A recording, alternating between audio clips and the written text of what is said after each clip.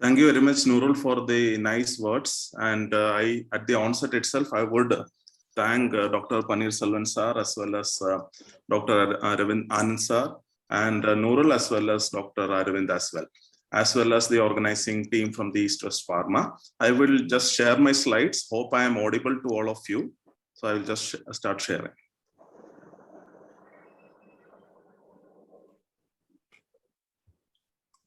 Hope my slides are visible. Yes. You can proceed. Yes, doctor, it is visible. Yeah, sure.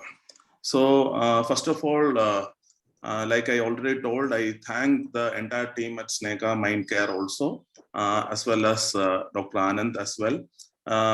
The importance of dementia is what he has already underlined. So in the next 30 or 45 minutes, when we are actually going through it, we will try to cover as much as possible about the clinical approach to dementia as well as differential diagnosis. The management and the treatment aspects I may not be able to cover because that is another area by itself. Along with that, I would also like to implore upon you that many new researchers and studies are being already happening in this particular area, which we may not be able to cover. So I will be sticking to this kind of bird's eye view, which is required for a PG postgraduate who will be kind of dealing with patients, as well as in a general practitioner's point of view as well. So without much delay, let us go into the topic.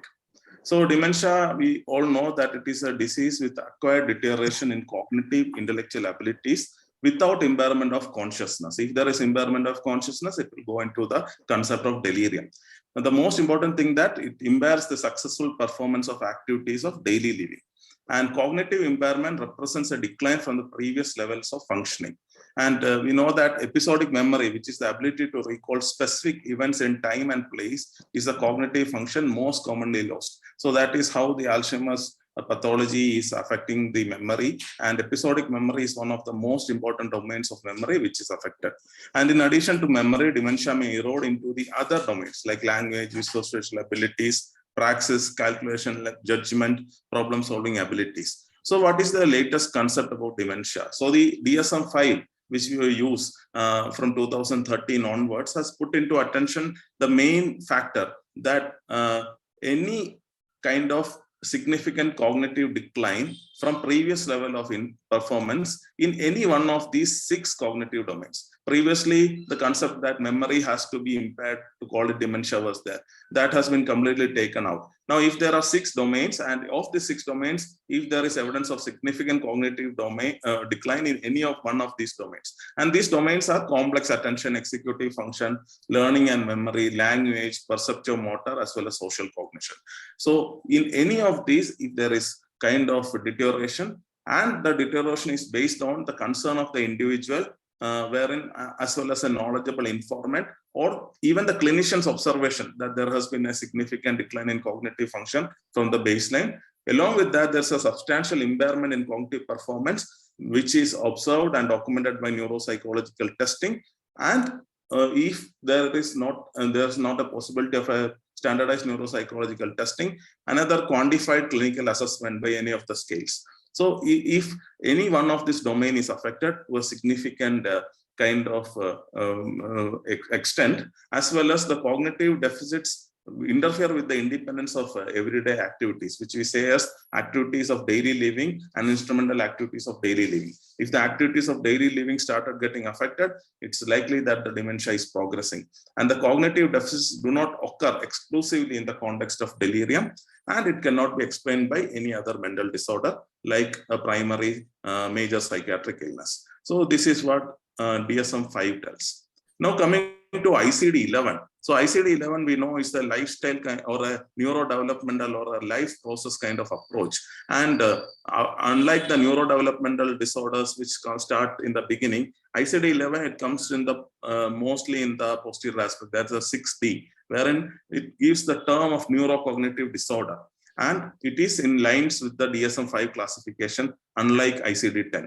And I have actually highlighted the areas which is quite important.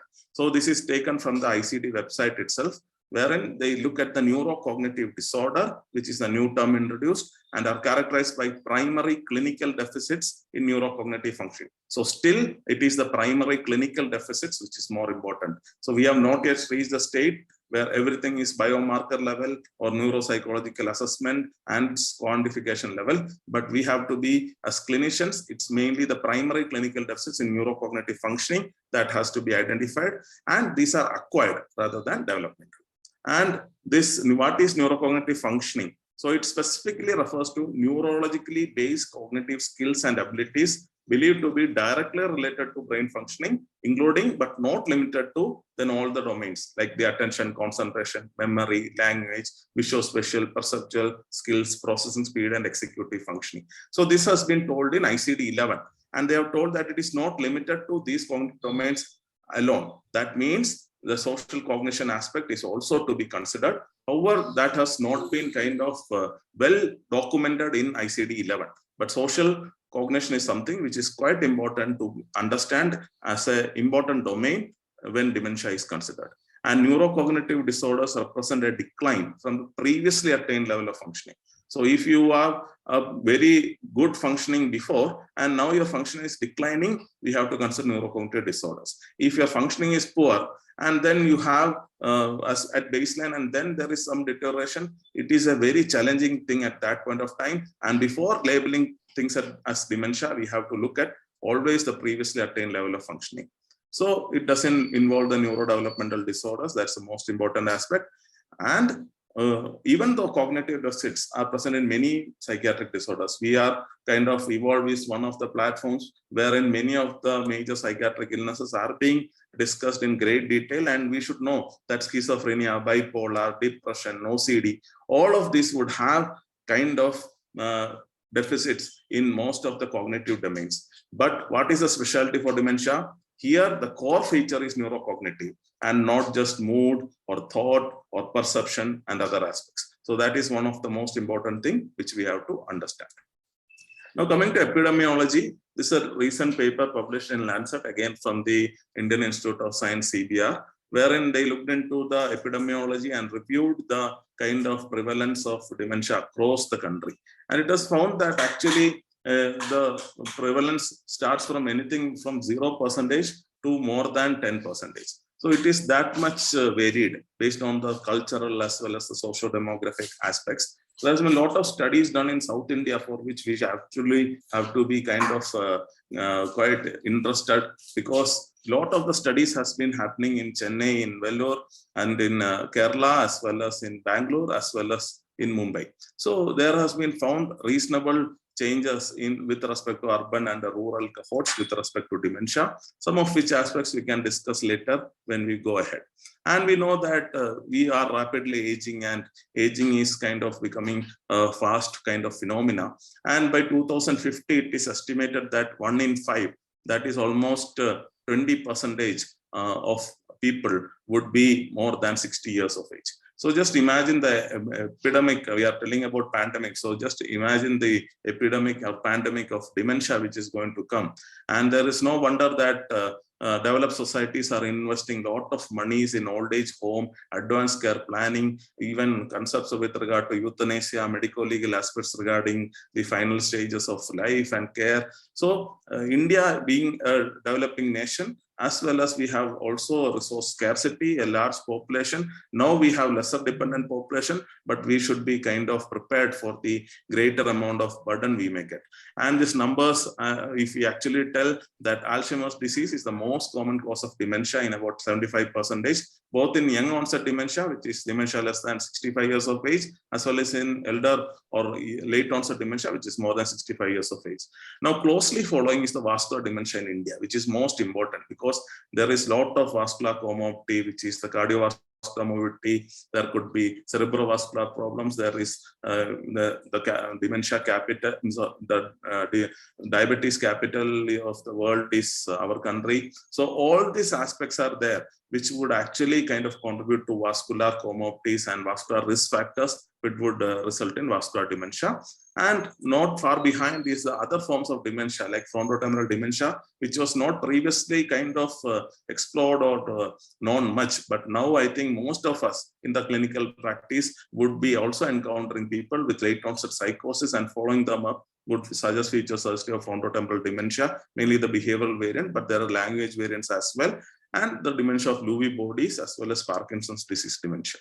So dementia is a broad umbrella term, and under it comes different types of illnesses. So there is neurodegenerative illnesses. There could be reversible forms of dementia, which has been discussed before. So these kinds of, it comes as an umbrella for all this. And if you actually look into the size of the boxes which has been depicted, it actually shows the proportion of the cases which comes with the particular forms of dementia. So Alzheimer's is the most common cause of dementia, followed by vascular, then frontotemporal lobe dementia, Lewy body and Parkinson's disease dementia. But we should never forget the other forms of dementia, which are reversible dementia.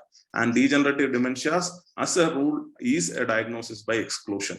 And as I always tell in my people who have listened to my talk in NIMHANS would already know this slide, wherein there are other forms of dementia which are reversible, and we should think about metabolic drugs, toxins, white matter problems, mass effects, infections, Parkinson's, etc.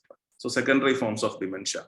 So these are the different etiologies of dementia. It could be neurodegenerative, vascular, neurological, endocrine, nutritional, infectious, metabolic, traumatic, toxic, psychiatric, and even miscellaneous conditions. Now we have to have a general track of how to identify and kind of near the differential, or at least make your differential diagnosis when we actually approach to a patient. And that is what we will try to do in the subsequent few minutes. So cortical versus subcortical dementia. So this is also an important concept. So every dementia is not only cortical. That is, it not only involves the gray matter as well, it will also involve the subcortical, basal ganglia, white matter structures also. So how to clinically differentiate cortical dementias versus subcortical dementias? First, I'll give you examples of cortical dementias, which are the Alzheimer's dementia, dementia with Lewy body, frontotemporal dementia, and vascular dementia.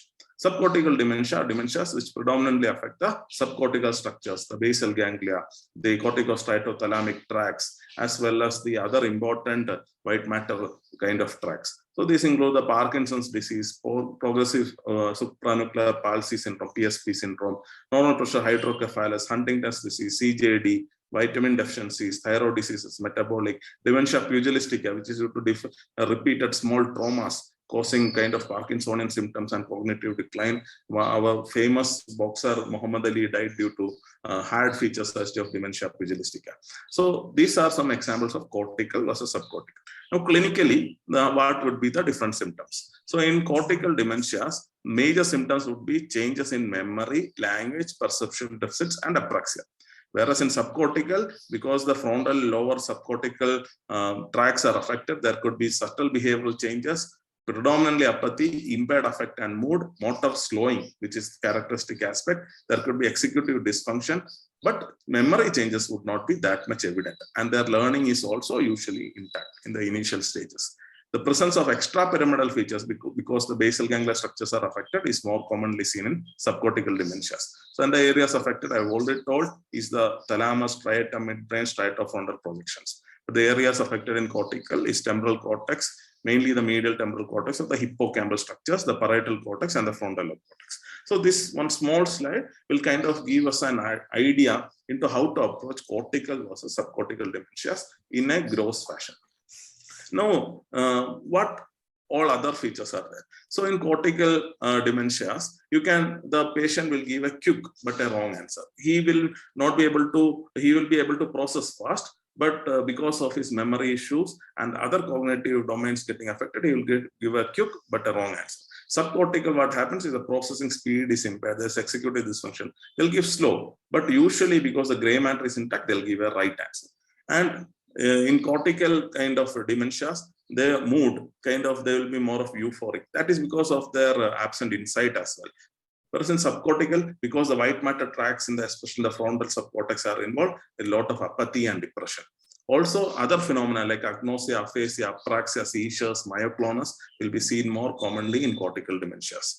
And the most important is motor symptoms. Motor symptoms and extrapyramidal symptoms would be more evident and predominant in subcortical dementias. It will be also seen in cortical dementias, but only in the later stages. And the neurotransmitters which are implicated, acetylcholine is impaired in cortical dementias, like in Alzheimer's dementia, whereas in subcortical structures, predominantly the dopamine, the serotonergic pathway, and the GABA, which is implicated. So there's a concept of mixed dementia. So we have seen that if can dementias coexist, there's a concept, can vascular dementia occur with other dementias? Yes. So the current concept is if there is Alzheimer's disease pathology along with vascular dementia, it is characteristically termed as mixed dementia. Now, can patients have both Alzheimer's dementia and frontotemporal dementia? Can people have frontotemporal dementia and progressive supranuclear palsy? All these different combinations are possible. But to reduce confusion and reduce ambiguity, it is always thought that Alzheimer's disease plus vascular dementia is the most frequent cause for dementia of mixed origin. Therefore, it is called as mixed dementia. So when you hear mixed dementia, you should think AD plus vascular dementia. Don't think about any other pathology. But pathologies can coexist. A tau pathology can coexist with an alpha-synuclein pathology. But that is mainly for a pathologist to make kind of observation. And there are some staging methods for that, which is known as the newer ATN staging, which is similar to the TNM staging for tumors. So here it is amyloid tau and neurodegeneration. Like TNM, we have the tumor, nodes, and mets. Here we have it is ATN staging in dementia. Some latest concepts which may not be required for the kind of PG students. However, we need to know, and this will be helpful. Those interested can further explore these areas. So reversible dementias, this small acronym can actually help.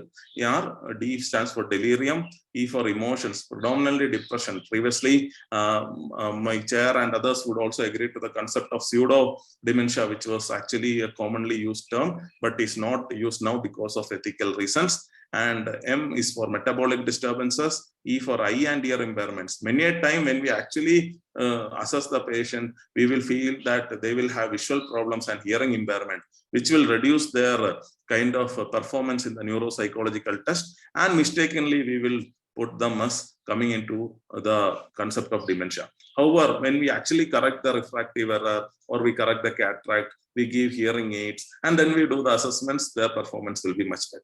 So these are some reversible components. We all should be quite aware of these. Then nutritional disorders, NPH, T stands for tumor, toxicity, trauma to head, especially in elderly. There is a significant atrophy, and because the emissary veins are a kind of bridging across, and in the CSF spaces are also larger, any small trauma to head can actually cause a shearing effect and cause a kind of subdural hemorrhage. So this is something, it can be both chronic as well as acute. So we have to be careful, especially in elderly when there is history of trauma. And infectious disorders, also very common. We have got the concept of COVID, which is also a neurotropic virus causing something known as brain fog as part of the long COVID kind of syndrome. So this also has to be understood. We have to get history of COVID as well now for most of the elderly patients, as well as look for the history of vaccine, because post-vaccine, some of the, it's not very high, but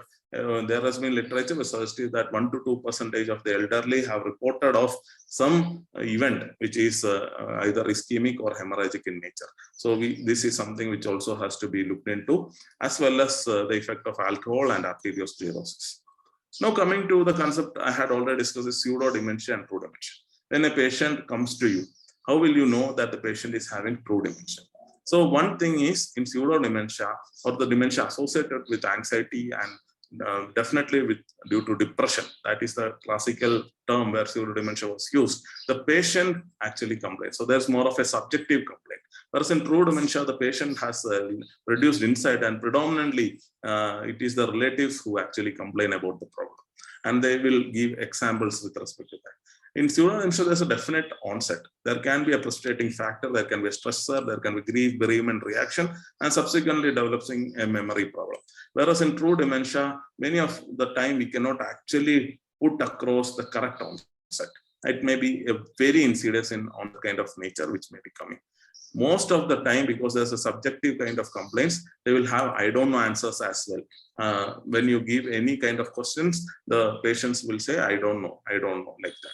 Whereas in true dementia, they will give quick, but they will give, as I've told, wrong answers. They may not be able to remember the episode kind of things in the episodic memory, what they had for food in morning, what they had for 24 hours recall. All these issues may be there, but they may not hesitate to give answers.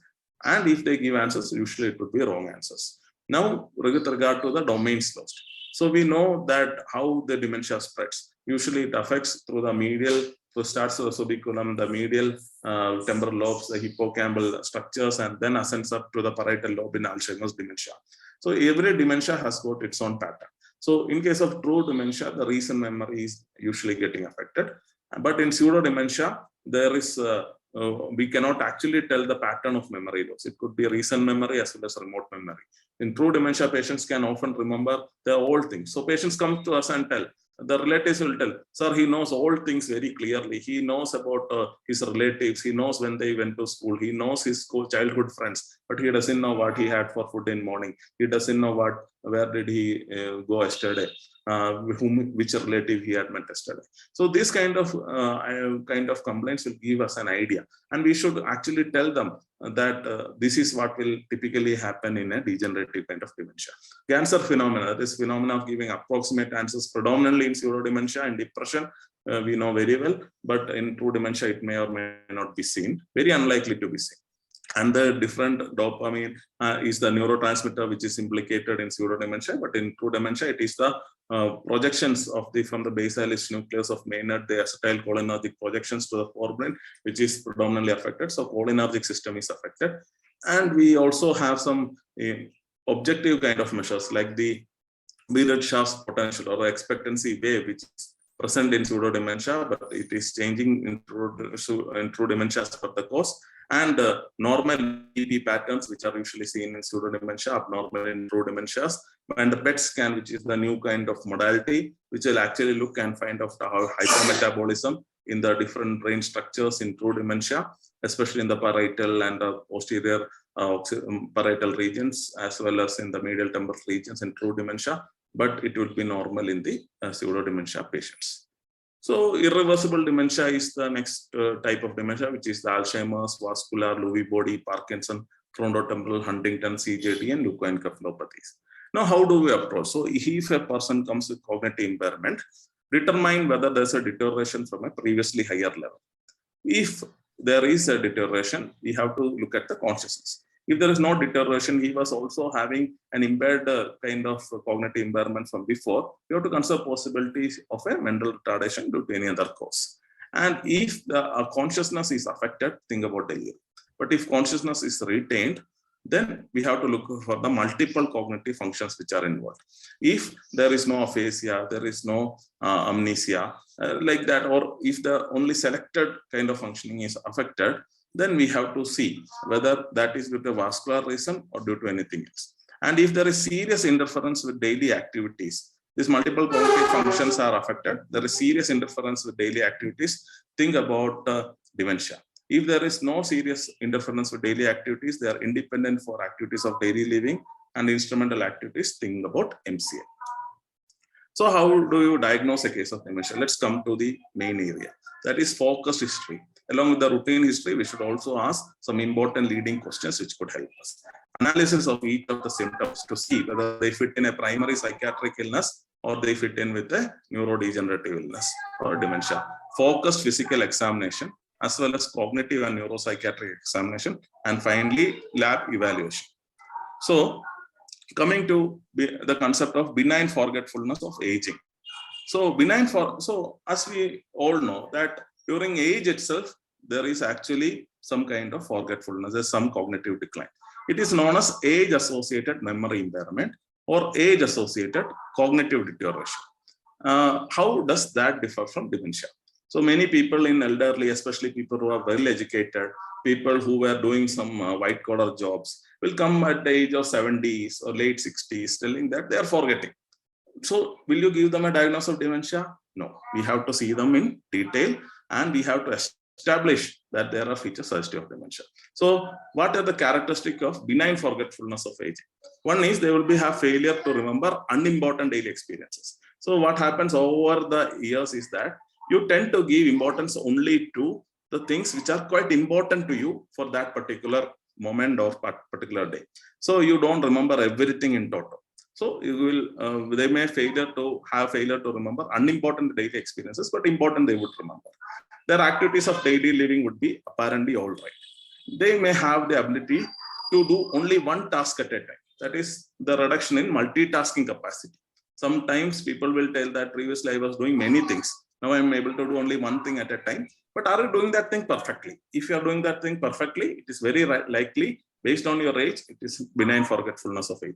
If multitasking is affected at a younger age, and with respect to your peers, when you compare with your contemporaries, still your multitasking abilities are low compared to them, then we have to have a warning sign. There is increased situational anxiety. Elderly person going to a bank, multiple things are there. He has to go to one queue, then to the next queue. In this situation, there could be some forgetfulness, which is associated with situational anxiety. And the another important aspect is, in spite of all of this, they will be able to understand logically correlated events. What will happen next? They were able to kind of sequence properly, which can be affected in dementias. So coming to the concept of MCI. So dementia can be preclinical, then going on to the MCI stage, which is the mild cognitive impairment stage, and then on to dementia. The important aspect of MCI is this is the stage which can actually help us to do some kind of interventions, because once you develop dementia, it is understood that the pathology is already there and neurodegeneration is going to progress ahead. But MCI would be some of the important initial phase where actually some interventions can actually help. So here the cognitive changes are of concern to the individual and or family. And one or more cognitive domains are significantly impaired, but activities of daily living are preserved.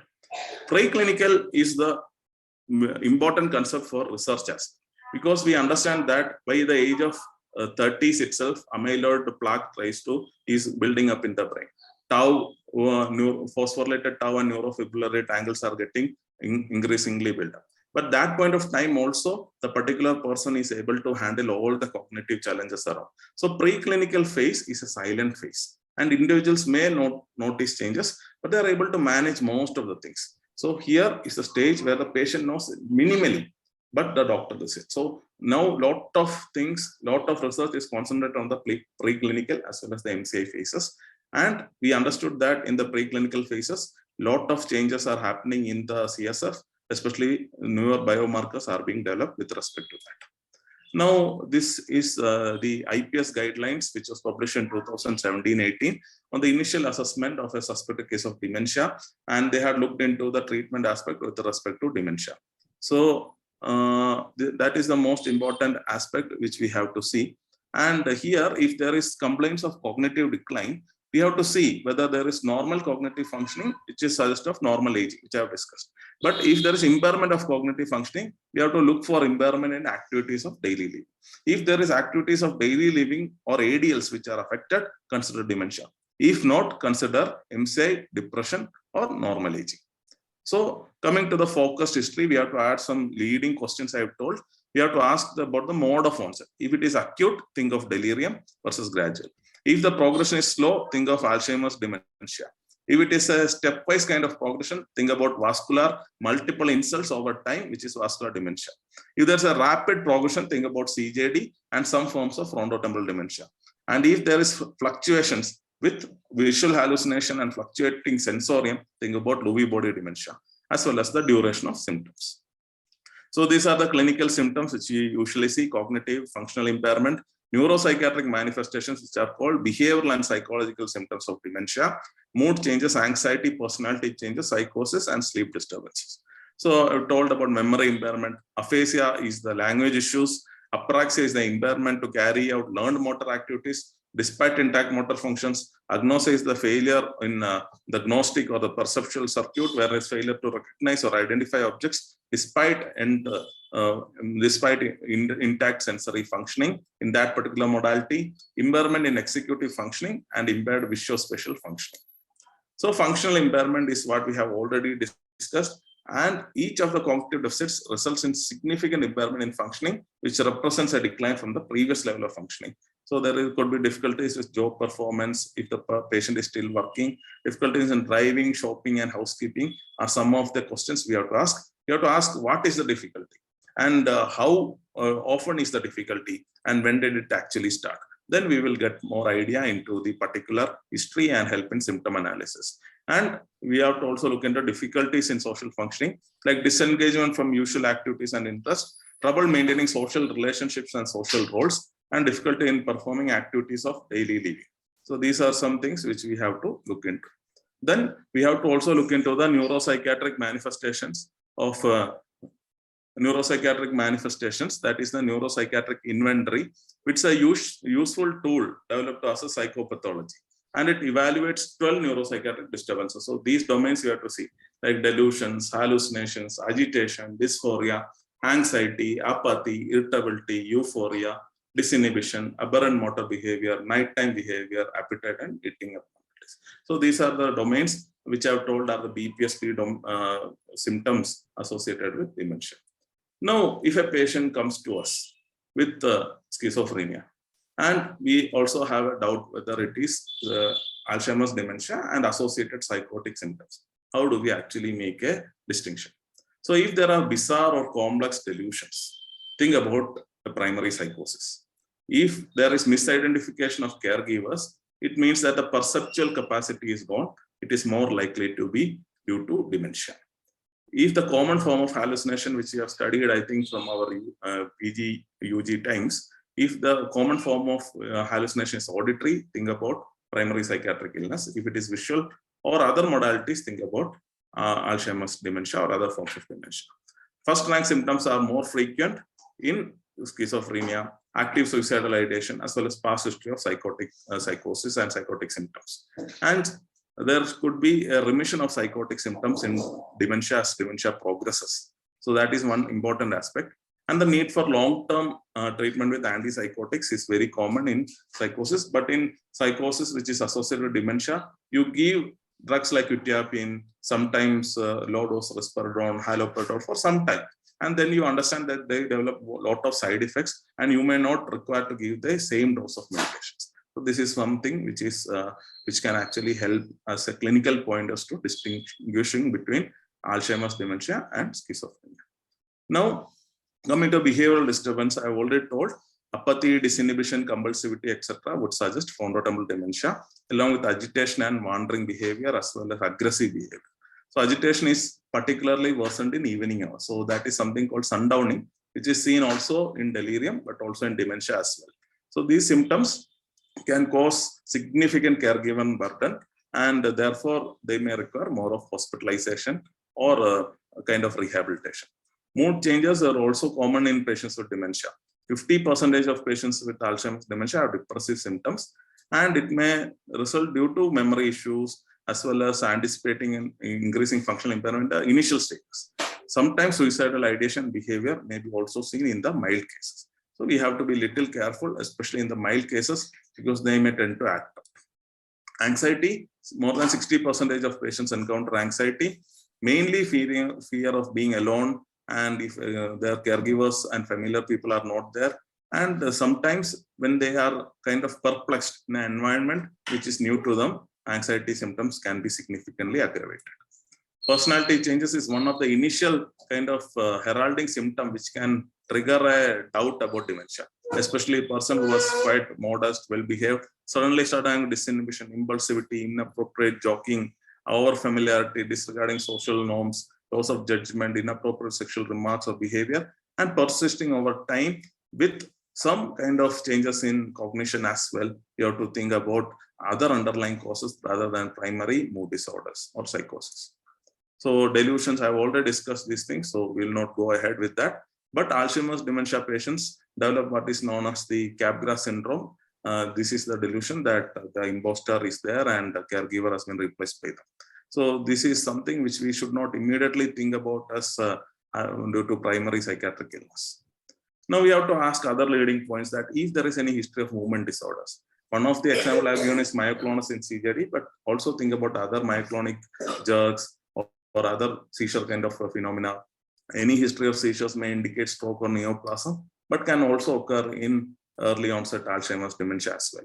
History of gait disturbance, history of recurrent head trauma, chronic traumatic encephalopathy. We have already discussed that. Any feature suggestive of incontinence, which is also something which is more likely to be inorganic in nature.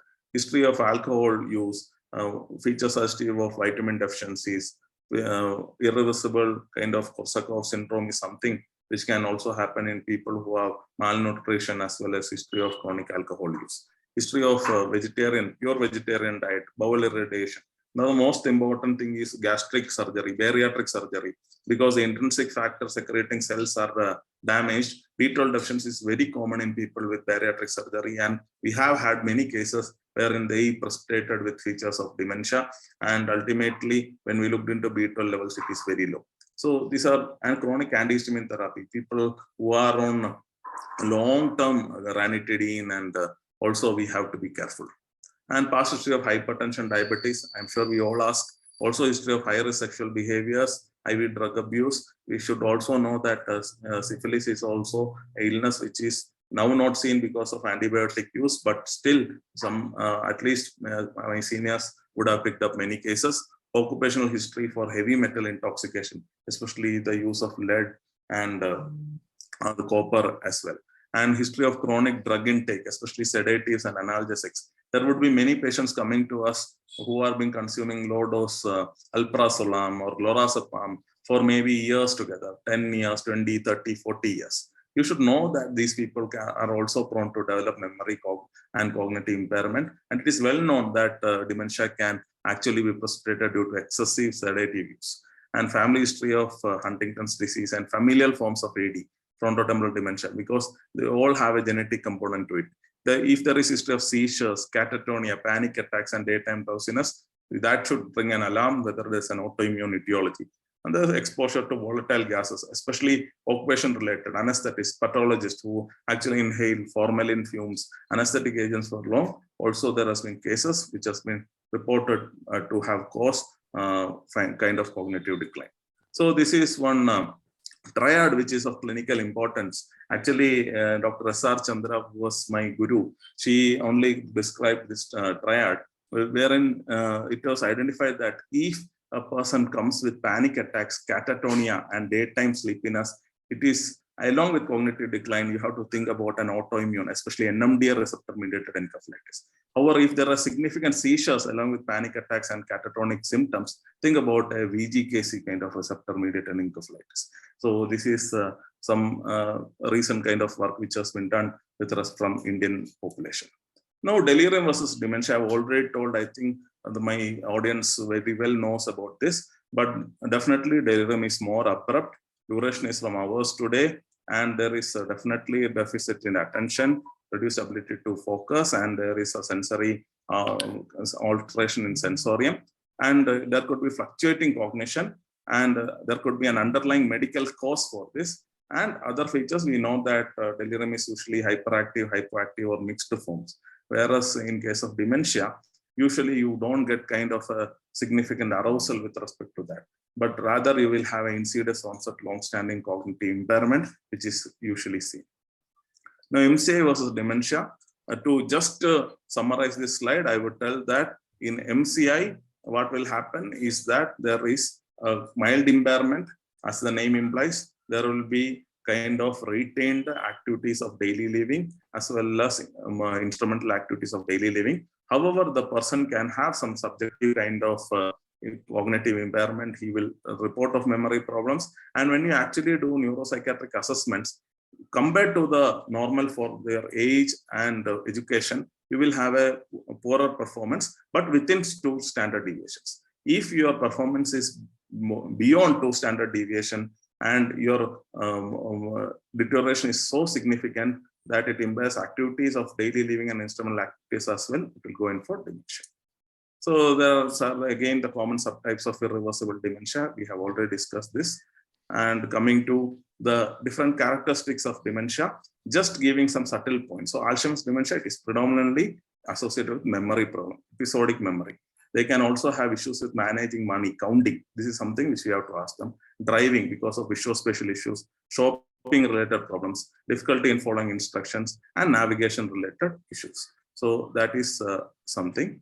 And frontotemporal dementia, you will have the behavioral variant where they have a lot of behavioral symptoms, and there can be language issues where there can be issues with speech, as well as there can be issues in the semantics, which is known as semantic dementia. The primary progressive aphasia variant, whereas there is agrammatism, as well as there is stuttering, and there will be significant kind of a broadcast aphasia kind of picture will be seen. And dementia with Lewy bodies is also, we have kind of discussed. It is characterized by early visual hallucination, Parkinsonian features. They will have delirium kind of episodes, REM behavior disorder, as well as capilla syndrome. So these are the characteristic pictures associated with dementia with Lewy bodies. And vascular dementia, we know the stepwise progression. Along with that, there is associated vascular comorbidities, and there is a significant executive dysfunction. Think about vascular dementia. And CJD, we know this is under the rapid progressive dementia, very rare disorder, but can be kind of very rapidly progressive with associated motor rigidity, myoclonus, and characteristic MRI and EEG pictures. So this is what we will be usually seeing. Now coming to the physical examination. So neurological examination, you have to do a detailed neurological examination for any patient with a cognitive decline. That is detailed, head to toe. You have to see all the aspects. Cranial nerves, motor system, sensory system, cerebellar system, gait, coordination, balance, all this has to be assessed, and especially mobility and balance, because that is also something which is will give a clue to the type of illness they may have. If there are any focal neurological deficits, that has to be picked up. Extrapyramidal signs, especially dystonia and dystonic kind of movements, choreiform kind of movements, all that has to be picked up.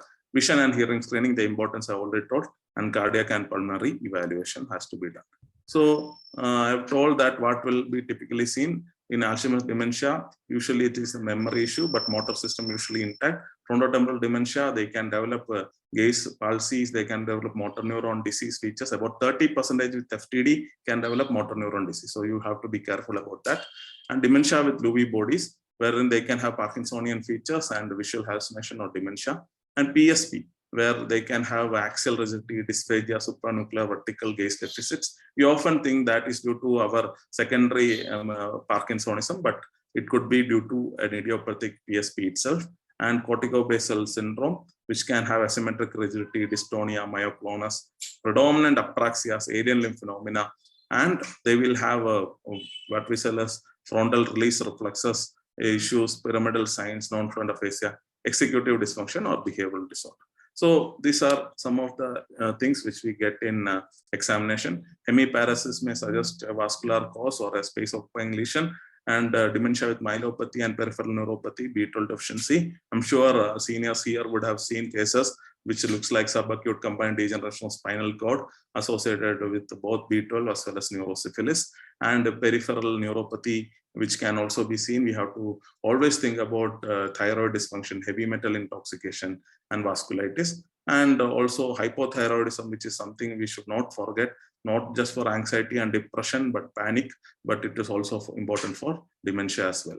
And in the elderly, we have to check for the hearing impairment or visual loss. So these are some of the aspects. Now, how do we screen? We use something known as the MMSE. Everybody is aware of this, I'm sure. But we should also understand that mini-mental status examination is a patented kind of screening tool. It cannot be used without the author's permission. And if you use, you have to, you are actually, if you are publishing any data with MMSE, you may be liable to pay some copyright fees. So in the modified version with respect to the Hindi, to the Indian scenario, which is Hindi mental status examination, can also be used, which is also freely available and it is not patented. And we have to also look into pattern of cognitive loss, which is seen in Alzheimer's dementia, where it is predominantly the episodic memory loss, frontotemporal predominantly the executive function or the language functions. In Parkinson's disease or Lewy body dementia, it's mainly the visuospatial function, and vascular predominantly executive control along with visuospatial deficits and psychomotor slowing. Sorry for the typos, but this is the early deficits which we see in cognitive. So just for understanding for the PG students, what is the difference between MMSE and HMSE? If you see, it is more socio-culturally adapted here in HMSE, where like we are asking which, instead of the floor, street address, city, country, we're asking which place is this, what's the village, post office, block, district. Instead of the 3-object registration, we are asking mango, chair, and coin, which can be translatable into a better kind of word in Tamil, Kannada, Malayalam, and other Indian languages. And we will also ask we will have also changed the picture. Instead of the intersecting pentagons, we are giving a square within a square, which is easy for them. And we have omitted the writing part. Here we are asking in MMSC write a sentence. Whereas here we ask something, tell me something about your house or some other aspects. So I will ask Dr. Norval, can I start showing? So we have just gone through the previous basic aspects. What is dementia? How can dementia be diagnosed? What are the differential diagnoses? How do you actually examine? And what are the screening items which we can use in our OPD level? So can I request Nurul, can I show 3 cases? And I think maybe you people can take a guess of what are of the diagnosis of these cases. Yes, sir. Yes, sir. You can start, sir. So can I go on? Yes, sir. Yes. Hello. Yes, yes. Dr. Thomas, sir, you can Okay. start with the questions. Fine. So this is the first question. 76-year-old gentleman with history of smoking amounting up to dependence pattern. He presented to your OPD with complaints of progressive memory loss, emotional lability, gait disturbance for past 5 months. He has history of 3 episodes of stroke, cerebrovascular accidents in the past, and worsening of cognition after each attack. Recent attack 7 months back. He is having history of hypertension, diabetes, and coronary artery disease. And we find some neurological deficits, increased tone, power is low in the right upper limb and lower limb, and on the left side also 3+, and bilateral plantar is extensor. And imaging is showing some characteristic feature, like if white matter changes in the FLAIR image, and DWI shows diffusion restriction in the high frontal region. So what could be your diagnosis?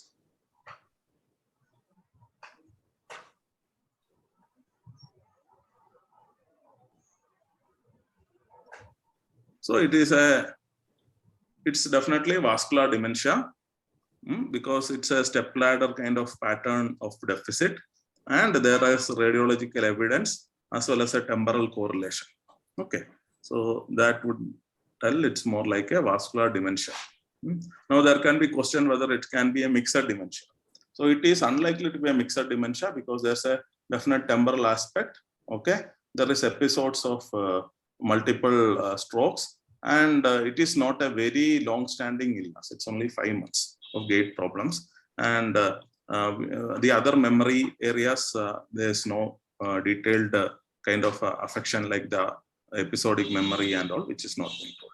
So it's predominantly motor, predominantly slowness, predominantly gait with focal neurological deficits, more suggestive of a vascular. Now, second case. 55-year-old gentleman who presented with 2-year history of progressive alteration in social behavior. Patient had history of social disinhibition, started abusing, had euphoria, and there are complaints of excessive food intake, especially carbohydrate kind of craving, and weight gain for past 1 year, and patient was taken to psychiatrist. On examination, his vitals are stable, but neurological examination, you get some frontal release reflexes, like you get snout reflex, you get palmomandal reflex, okay, you get globular tap positive. MMSE is not bad. It is 24 out of 30. So what would be your diagnosis? Here there is no image.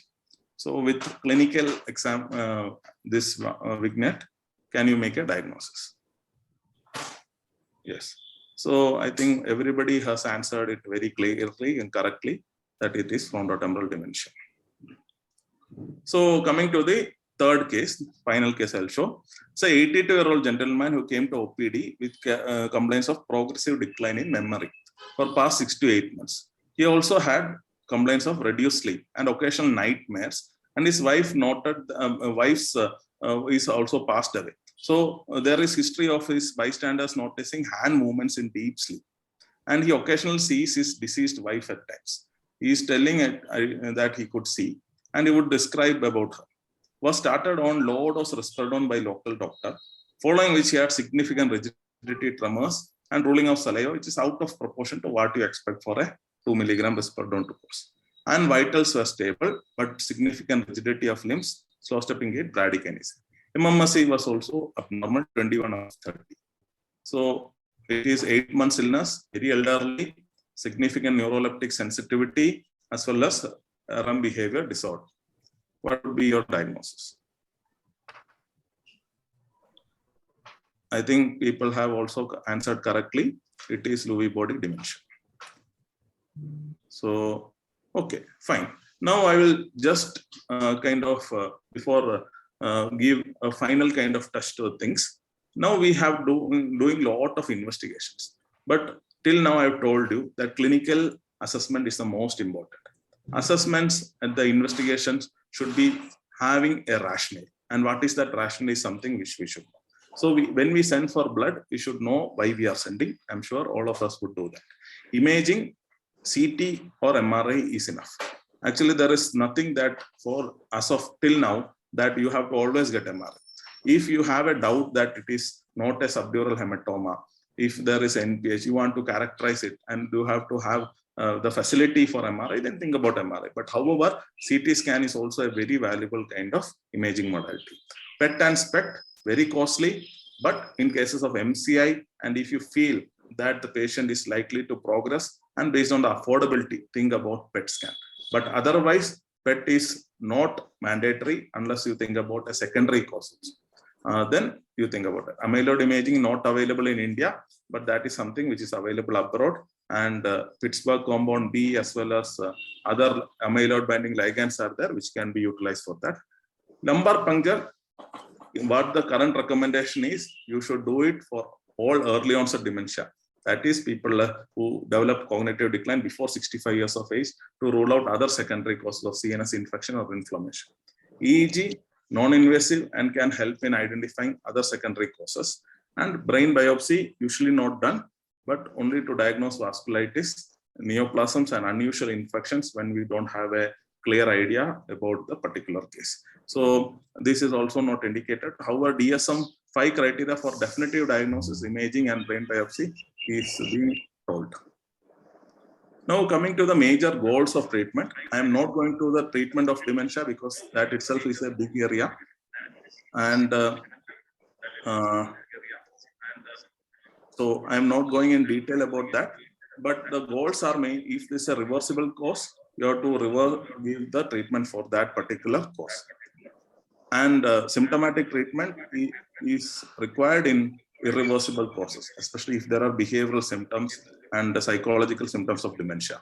And the drugs we use are mainly cholinesterase inhibitors and NMDA receptor antagonists like memantine. And SSRIs are commonly used to treat depressive symptoms.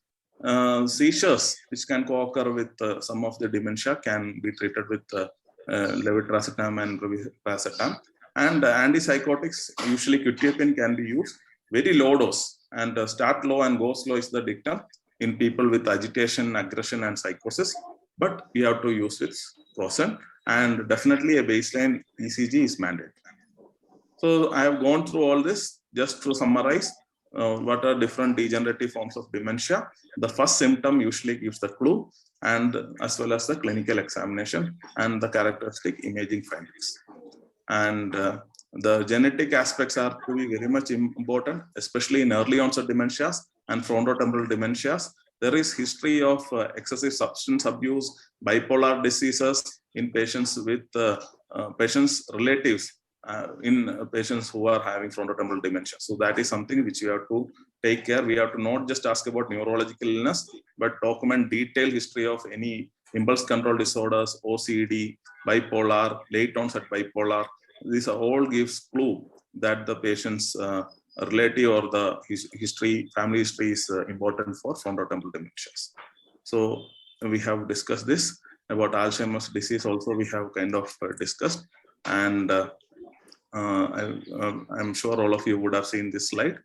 And this is just wanted to show the characteristic, the medial temporal lobe atrophy, which is usually seen, as well as the widening of the sulci, and the PET-MR, PET scan, which shows hypometabolism in the biparietal and medial temporal regions compared to the normal scan. Multi-infarct dementia. This kind of white matter changes we often see in MRI. And it is very significant only when it is diffuse and confluent areas of white matter hyperintensities are seen. So that is graded by something known as the Faseca scoring. And frontotemporal dementia, again, we can have multiple patterns. can see the temporal lobe and bulbous dilatation of the frontal bone, which are shown in the circles, as well as the primary progressive aphasia, the left, the dominant cortex, the inferior frontal is affected more, as well as we can actually see different forms of atrophy, patterns of atrophy in the initial stage of frontotemporal dementia. So this is one important tool which is now developed for assessment of Lewy body dementia, which is known as the MIBG scan, and which shows that the postsynaptic sympathetic nerve fibers are affected in Lewy body dementia. So when you actually see, the cardiac nerves are affected, which is one of the hallmarks and can be utilized. I have also, we have to think about normal pressure hydrocephalus, wherein we see a triad of dementia, gait instability, and urinary incontinence.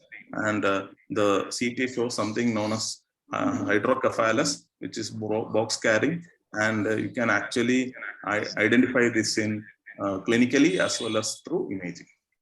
And the CJD, I've told, is a rapidly progressive dementia, wherein EEG and MRI will give a clue. EEG will show abnormal periodic complexes. So that is 1 per 1 hertz periodic complexes is something which is very characteristic of EEG, and death will happen usually within a year or 2. And this is the characteristic picture of CJD in MRI from one of our own patients, which shows the pulvinar sign. That is the thalamus, there is hyperintensity. There's an inverted hockey stick sign involving the bilateral caudate and the putational regions, and there is cortical ribboning. So these 3 features can be seen in one particular scan. Now coming to the summary part. So how do we approach a patient to dementia? I think there is some clarity.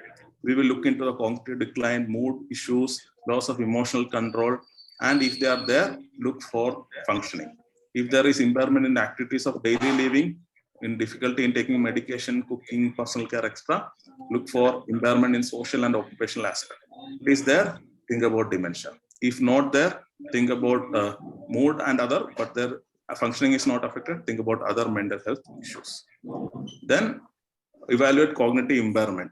If there is other explanations for cognitive impairment, if it is very gradual and slowly progressive, then we have to rule out any mood disorder like depression. If features of depression are there, think about depression. However, late onset depression, you should also follow them up in long term, because they are also likely to progress into dementia. And if there is acute, along with impairment attention, altered sensorium, and kind of beclouding, we think about delirium. Sometimes when delirium, patients can come in emergency with delirium. Once delirium is treated and corrected, still they may have cognitive decline. So that is known as beclouding or double dementia. So then we have to actually assess the cognition and then treat it. And people with delirium are at increased risk for developing dementia.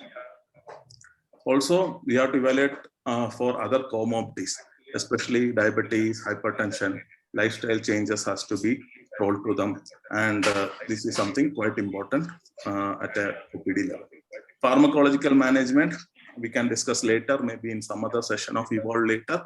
But I just wanted to give a picture that we give as cholinesterase inhibitors, mainly donepezil and rivastigmine and galantamine, which are usually prescribed and available in India.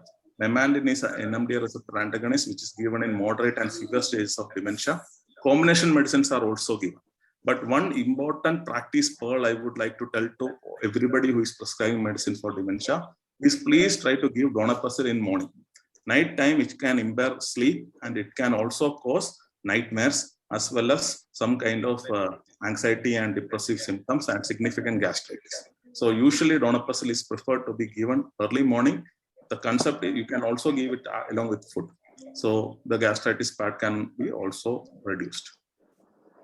Now, non-pharmacological management is the most important management, especially reminiscence therapy, validation therapy, reality orientation, cognitive stimulation therapy, and now there is a role of repetitive TMS as well as transcranial electrical stimulation like TDCS and alternate current stimulation, which is being done in India.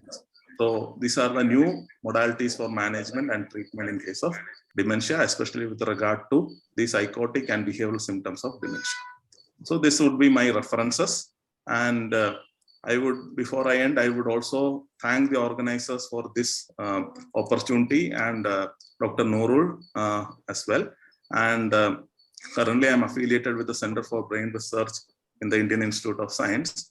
And people who come to Bangalore, please do drop in. This is a new facility under IAC, which is doing research exclusively on brain. And not just research, we are doing clinical research. We have a lot of patients who come with undiagnosed brain issues, and we try to sort that to the best extent possible. So people who are interested can drop in. And with this, I end my presentation. Thank you very much. I'd be happy to take any questions. Yes, sir. Dr. Thomas, sir, really it is a fantastic and comprehensive session overall. Personally, thanking you for the great delivery of the session, sir. And now I just list out the students who answered in the chat box. So for the first, second, and third questions, overall the winners are Dr. Hadik, Dr. Swapnil, Dr. Santosh, Dr. Shamini, and Dr. Kalekal. Sir, Naveen sir, kindly add one personal number so that they can message you their medical college, so Yes, that sir. we can deliver the prizes, sir. So, Okay, sir. I will read out once again: Dr. Hadik, Dr. Swapnil, Dr. Santosh, Dr. Shamini, and Dr. Kalesal. So the concerned people will get their prizes from the team, East Coast Pharma team, and congratulations for the winners. Coming to the question, sir. Sir, before going to the chat box, I have a couple of questions related to the biology of the dementia per se. First one, sir, discussing about the cortical and subcortical dementia. So I always had this doubt since my PG time. So what makes this shift between this cortical and subcortical? What neurobiology determines this should be cortical and this should be subcortical? And when it is pertaining to Lewy body dementia, what makes the decision that synuclein should deposit in the subcortical areas only, not in the cortical area? So what trajectory help us to understand this neurobiology? This is my question one. And last question is diagnosis through PET scan. So we all had experience in EMHANS. So we clinically evaluate, assess, scale the clinical changes and BPSD. And we suspect a diagnosis of Alzheimer's dementia or frontotemporal dementia. And when we take up the case for any learning purpose to PET scan, we found many a time we found hypermetabolism in the occipital lobe. That is mostly in line with the Lewy body dementia. So if this kinds of contradictory things happening from our clinical examination and with our PET scan changes, so what should be our take in terms of management? So these are the two questions from my side in terms of neurobiological things related to dementia, sir. The last one, so how do we take a call whether we need to give donepezil, which is a cholinesterase related, and another is glutaminergic related. So we usually say mild to moderate, we prescribe donepezil, the latest we prescribe both. So what makes this shift from cholinergic to glutaminergic? And how do we take a call on this? Sir, my three completely biologically related questions to you, sir. Yeah. Thank you, Nurul. I think it's as for my cognition, you have given me a lot of questions to answer in serial way. So I'm checking my working memory. Correct me if I'm wrong. The first question you asked is about cortical versus subcortical dementia, isn't it? Yes, sir. So cortical versus subcortical dementia. The question is how to differentiate. That I think we have already addressed. What extra you want to know with respect to that cortical versus? My question is, what making this differentiation? What biology making this differentiation? Okay, For example, right. Lewy body dementia, we are discussing more in terms of subcortical things. So what makes the synuclein to deposit subcortical rather than the cortical? So what makes this biological changes? Yeah. So let me come to that. So cortical dementia, subcortical dementia, which I have actually shown it is with respect to just clinical kind of differentiation. Okay, this is a practical thing. Every cortical dementia doesn't mean that it is purely cortical. Okay, there could be subcortical elements like frontotemporal dementia, which is the characteristic thing. But for a clinician to differentiate at bedside or when you're OP, this would be an important kind of tool. It's a clinical feature. Now coming to Lewy body dementia, the characteristic pathology is alpha-synuclein. Okay, but the other features like RBD and REM behavior disorder, olfactory dysfunction, and constipation, this can actually kind of precede this dementia maybe by 1 to 2 decades. It is same for Parkinson's also. Okay, Parkinson's both. The reason is this starts in the ascending reticular activating system in the brainstem, wherein the deposition actually starts.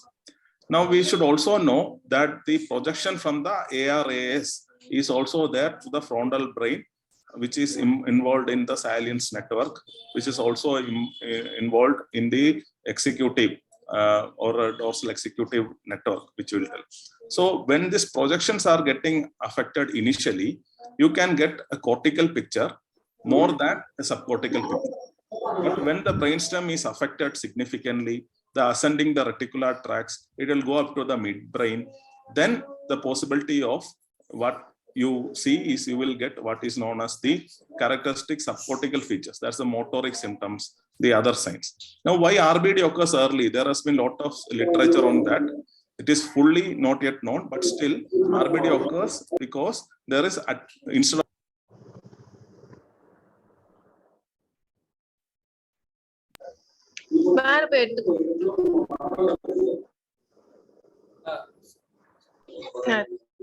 so you will have hypertonia in your REM sleep, and you know the generator of the sleep. So the generator of the sleep is actually the brainstem. There are structures which are important in the sleep. So when that is affected, definitely the REM sleep is also affected, and the consolidation of memory is also affected because the REM sleep is affected. So this is one of the important factor with respect to Lewy body dementia. Now, Lewy body dementia is also a Lewy bodies are there, intraneuronal eosinophilic inclusions. So their pathology is also slightly different. It is similar to the Alzheimer pathology, but it follows predominantly a prion kind of what we tell as spread. Okay, so this is a newer hypothesis. I think everybody who is interested in gut-brain axis, what we eat, prebiotic, probiotic, all that, they have identified Lewy body in the splanchnic and the visceral nervous system also. So that gives an idea that it spreads like a prion, like a proteinaceous infectious particle. So that is the reason why till you develop prion Lewy body, you don't have much symptoms. But once you develop, that means that it is a rapid progressive dementia. In one of my slides, I think I mentioned FTD and DLBD can also mimic rapidly progressive dementia. This is the first question. Because of paucity of time, I will try to answer fast. What is the next question? Next question, sir. Our clinical understanding or our clinical diagnosis sometimes contradicts with the PET imaging of hypermetabolism. So yes. in these conditions, so what conclusion we should take as a clinician? My advice to you, I don't know whether others will differ. Never make a diagnosis based on PET unless you are an oncologist. Okay, if you are a psychiatrist, this will only help to understand the pattern of hypometabolism. Post ECT, if you do actually PET, you will still get the feature suggestive of frontal hypometabolism, which is similar with that in depression, which is similar to that in frontotemporal dementia. So PET should not be used as a diagnostic tool. Yeah. It is still clinical only. But when you get all the features such as frontotemporal dementia, and then you do PET, if you are doing PET based on metabolism, FDG PET, what you will get is hypometabolism in the frontal and in the lateral temporal region, which is suggestive of FTD. If it is medial temporal and parietal, it is more suggestive of Alzheimer's dementia. So in that way, it can help. But apart, and in case of paraneoplastic syndromes, if there is primary malignancy, in this case, PET is helpful. Otherwise, PET will be the last resort to be used when you actually confront dementia. Okay. And the last one is, sir, the memantine and donepezil. Yes. So, memantine donepezil, that is, I am telling about the Maudsley guidelines, as well as the AAIC kind of ISTAT guidelines are there with respect to dementia, as well as the International Psychogeriatric Association. So what they have told is that you start any kind of cholinesterase inhibitor only when you develop dementia. By dementia, they mean is functioning impaired to the extent that it impairs both instrumental activities of daily living and activities of daily living. Okay, and based on the CDR score, clinical dementia rating scores. So when that happens, you can start with cholinesterase inhibitors. There is no great evidence in many RCTs. However, what it has found that it would help in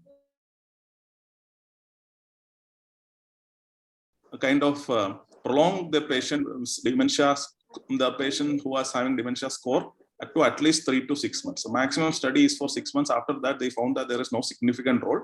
But there are studies that even in late dementia, if you withdraw cholinesterase inhibitors, there is not going to be any benefit, added benefit. So the initial studies say that you give donepezil, and the guideline says that from mild dementia, mild, moderate, severe, you keep on giving donepezil. Now, if a patient comes to us with HMSE or MMSE less than 10, there is no point in giving donepezil. When you benefit the risk versus benefit, when you actually compare, there will be more likely for risk because of bradycardia, cardiac issues, gastric symptoms. So less than 10, there is no particular role for donepezil. Memantine is started only when in the mild stage. Now, the reason why it is started in mild stage is not kind of very clear, but based on studies, what they found that memantine is only kind of is an NMD antagonist, and through that there is some improvement with respect. I cannot tell improvement, some reduction in deterioration with respect to attentional function again. And fMRI studies are there which show that there is some improvement with respect to memantine. So many of the time when we actually see patients with dementia, they will be in the moderate stage. They will not be in the mild stage. So mild stage is when only the instrumental activities are affected and the activities of daily living are retained. So that is the only stage when we feel. But when you actually examine, we will understand that both IADL and ADL are also affected. So at that point of time, that is why this combination doses are available, that memantine plus donepezil. But we should understand that this drug should be given in the proper dose for the proper duration. When you have 5 milligram donepezil, after 1 month, you have to make it 10 milligram if they are able to tolerate.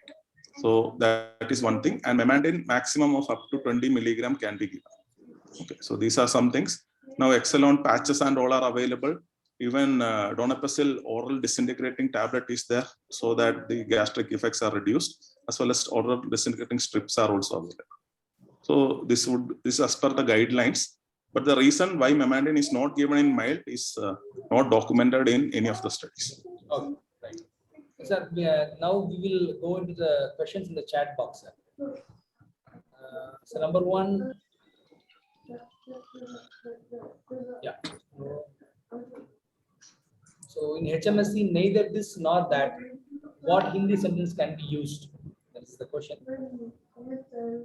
There is, sir, how to differentiate cognitive deficits due to long-standing untreated psychosis and dementia? Yeah, that is little challenging. If it is untreated psychosis and dementia, we may have to try to get the proper history. And my seniors here also will agree that it is not an easy task to get the history. But if you get a clear history, when the functioning is significantly impaired and there can be associated incontinence, there is associated, and if the patient is having a basic education to do some of the assessments, then it is very likely that not just in the executive dysfunction, which is seen in more of the psychiatric illness, there could be deficits in memory, visuospatial, social cognition too definitely is affected, but memory, visuospatial, like perceptuomotor and complex attention, then it is more likely it will go to a trajectory of dementia.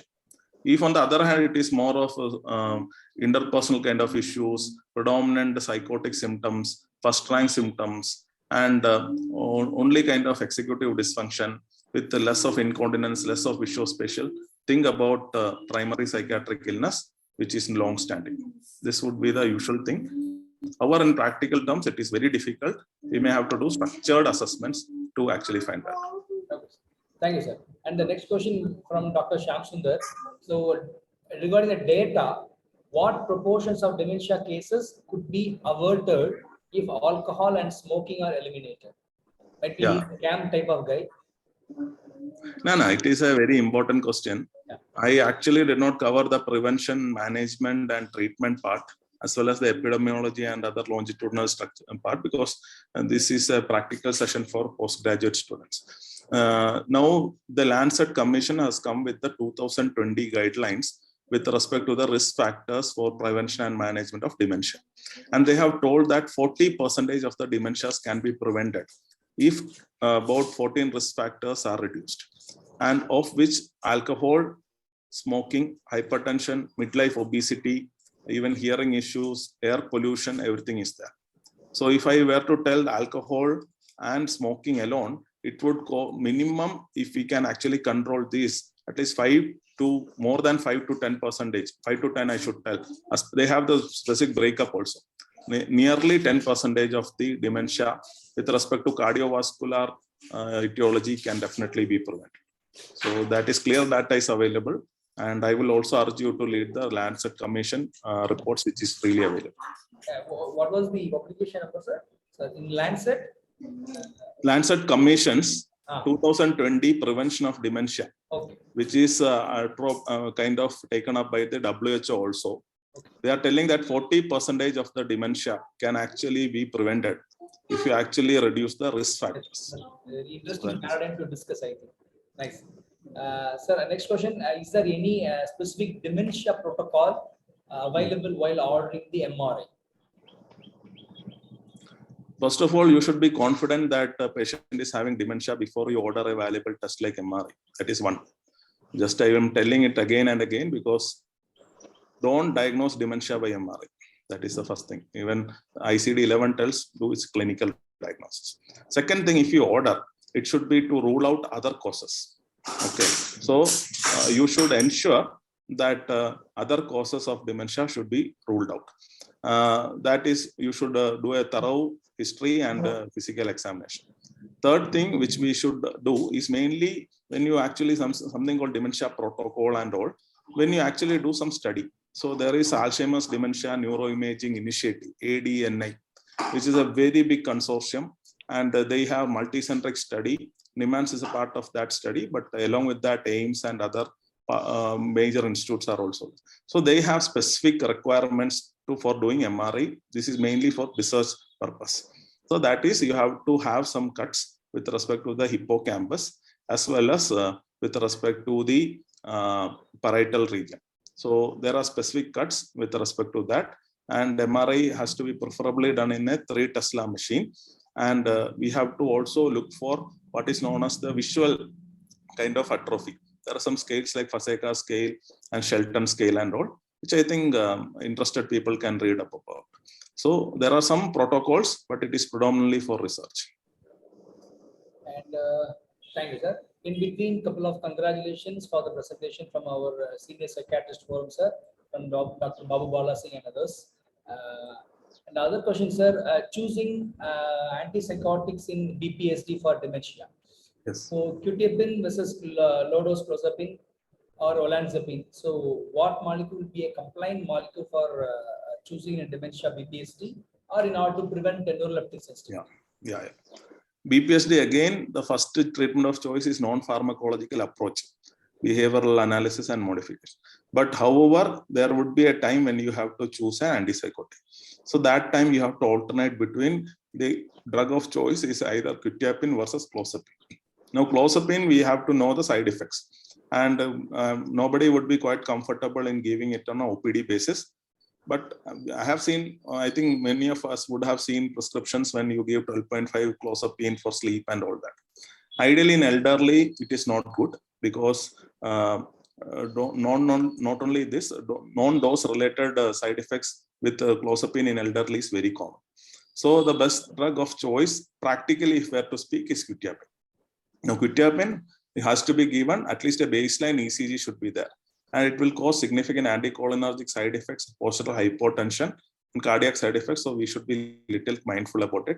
Give very low dose. So start low and go slow is the dictum.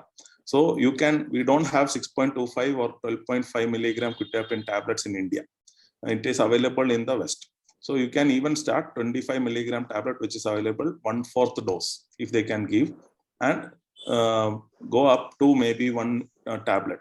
That up to 200 milligram is something which is recommended by most of the guidelines in BPSD. And the dictum is you should not give quetiapine for more than 3 months.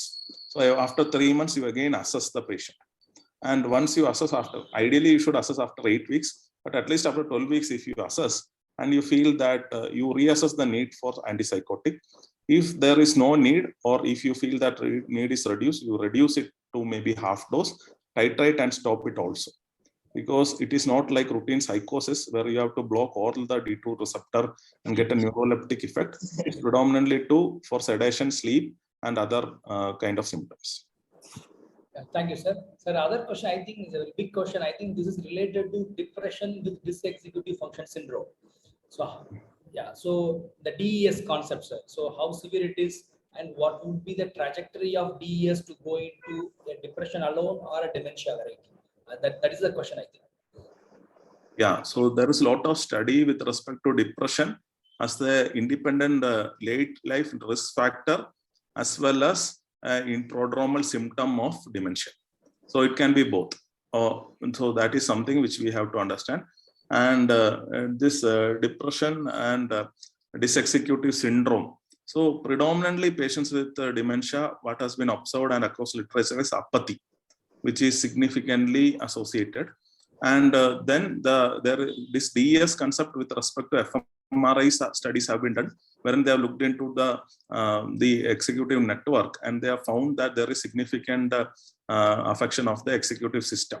So it is very well known, especially because the vascular depression hypothesis is also there in elderly, that they are at a higher risk for developing dementia. So in short, I will just tell that people with the significant dysexecution at later stage and depressive symptoms need to be followed up longitudinally, and they have a higher risk to develop dementia than their general population. Okay. So the next question is the difference between the anticholinesterase drugs in prioritizing impotency in that way. And the second is risk of sudden death warning with antipsychotic using BPS. There are two questions. Yes. So difference between a cholinesterase inhibitors are there. Like donepezil is better tolerated, more cost friendly, and easily available, so that is preferred. Rivastigmine and galantamine, there are patches available for rivastigmine, so that is also helpful. Then there is an additional effect of rivastigmine is pseudocholinesterase activity inhibitor as well. So it is also useful in FTD. There are some studies in PPA variant of FTD where rivastigmine is useful. And but the dose titration is difficult. In donepezil, the dose titration is easier. So galantamine and all, you have to go up to 32 milligram in a very slow phase.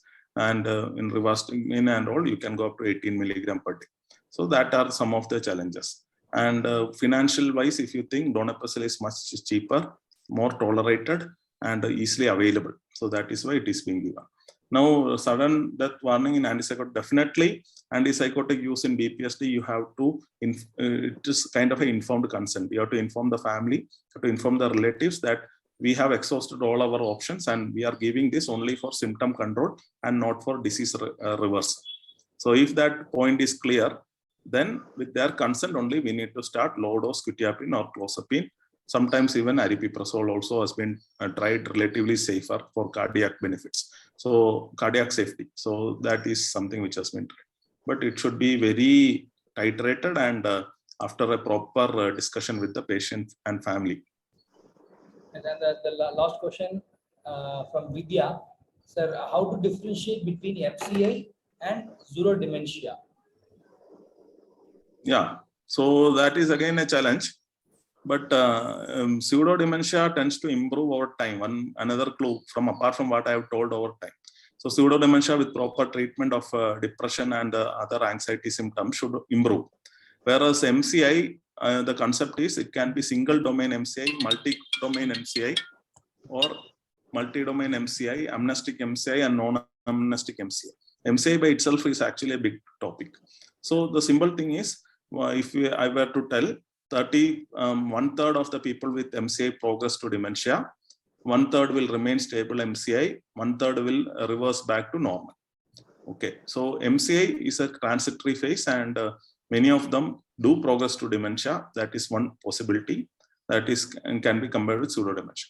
MCI, it will be more of a subjective cognitive complaint, which is similar to that in pseudo dementia.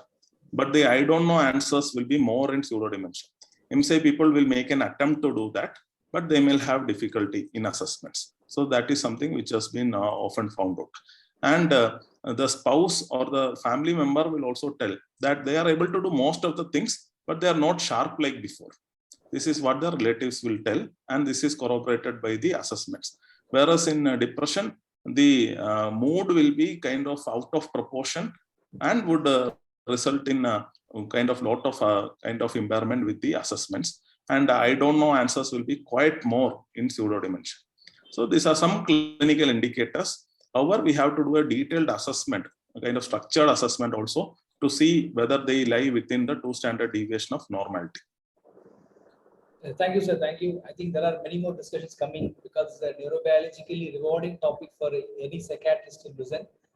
But we have time constraints here. So now let me invite Dr. Anand sir and Panisalam sir to give a summarizing comment for the sessions. Thank you, Dr. Thomas. That was an excellent presentation, highlighting in a very simple manner to understand, for the understanding of postgraduates. And it's something like starting with pseudo dementia to dementia. When patient has got a cognitive deficits, how to differentiate the normal aging. And then the next stage is the minimal cognitive impairment, then the dementia part. And then it is also very nice to see that, like, you also gave us a picture about differentiating between cortical and subcortical dementia. I think that these are all very, very important. The very happy or the very important point I like, the take-home message for the PGs, I would say, is that the dementia assessment is more of a clinical assessment. So the imaging, whatever imaging, MRI or CT or PET scan, as you rightly pointed out, is going to be a helping tool rather than we are going to make a diagnosis based on these imaging studies. So it has to be more like a supportive tool for us, and it is the history and the examination, both neurological examination as well as a detailed cognitive examination. So at a clinical level, that we can have a clear judgment about the dementia. In fact, like, we can have a rough idea about the severity of dementia also. The subtypings and then the reversible part, I think that requires investigations. I think you highlighted very well. And I also looked at a lot of enthusiasm about plenty of questions coming up related to this. And then I also was happy to see the answers for your questions about 3 different types of dementia. I think so many people answered that. So that made me, I think that made this session a very interesting, I think more interactive. I think people paid a lot of attention. And then I once again thank Dr. Thomas Isaac for giving this excellent talk. And I also thank the organizers to organize this. And then I hope this is an excellent meet, the people who have attended. Thank you, and then have a good day. Thank you. Thank you, sir. Now I request Dr. Panisalam sir to give a summarizing remarks. Thank you, Dr. Thomas Isaac. You have done an excellent presentation. More than 200 people stayed online till the end of your presentations. Very good. It's a great success of our Evolve program. I think this is the second program. It's one of the wonderful programs. And thank you very much. Thank you, Dr. Anand, Dr. Muralhasan, Dr. Aravind, and all the participants who have a patient listening. We have a very good discussion. Thank you very much. We had a YouTube link of the previous presentation, first Evolve program, that is OCD comorbidity is available in the YouTube. If any of you want, you can contact our Pharma representative. They will hand over to you. And one more announcement: we have a next month Evolve program. We have an excellent, we have a good presenter, Dr. Vikas Menon from Chipman is going to present in the next Evolve program. He's going to talk about suicide assessment and formulation. And thank you very much. Thank you very much for the East Coast Pharma. And I conclude this session with the East Coast Pharma vote of thanks. Thank you all. Thank you very much. Thank you. I'm Ganeshan, Vice President, East West Pharma. It was a very interesting day's deliberations. Thank you very much, Dr. Panneerselvam, the course director. I would go to the extent of saying that the Evolve platform revolves around you, Doctor.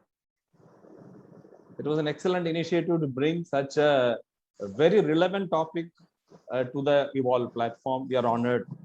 That encourages us to do more such programs.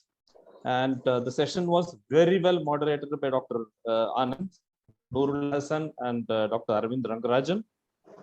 And the topic by Dr. Isaac, Professor Isaac, was so relevant. And I, as a person from the industry, felt that, you know, if 40% of the dementia can be prevented, and by 2050, more than 20% of the population is going to be above the age of 65. Industry and doctors like you should work together to find out some ways in slowing down the progression or onset of dementia. That's exactly what I felt as an industry person. And I would request all of you to give your suggestions. And thank you very much for an excellent program. This gives us a lot of encouragement to conduct more such programs in future. Thank you, Dr. Panneerselvam. Thank you, Dr. Nurul Hassan, Professor Anand, and thank you, Dr. Isaac, for an excellent presentation. Thank you very much. Thank you.